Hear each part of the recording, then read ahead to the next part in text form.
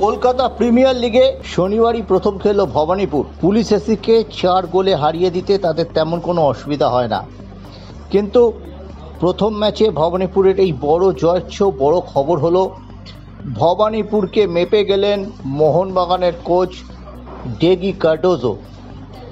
মোহনবাগান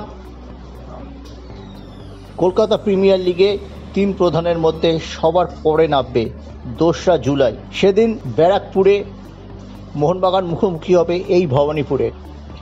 মোহনবাগান আর ভবানীপুরের মধ্যে প্রতিদ্বন্দ্বিতা ময়দানে কিন্তু খুব জমজমাট। এমনিতেই ক্রিকেটের মঞ্চে মোহনবাগান এবং ভবানীপুরের লড়াই আমরা অতীতে দেখেছি। জেসি মুখার্জি ট্রফিতে আরও একবার সেই লড়াই আমরা দেখব, কিন্তু তার আগে ফুটবল মাঠে যে এই ভবানীপুর ম্যাচটিকে কতটা গুরুত্ব দিচ্ছে মোহনবাগান এসসি টিম ম্যানেজমেন্ট, সেটা প্রমাণিত হয়ে গেল শনিবার।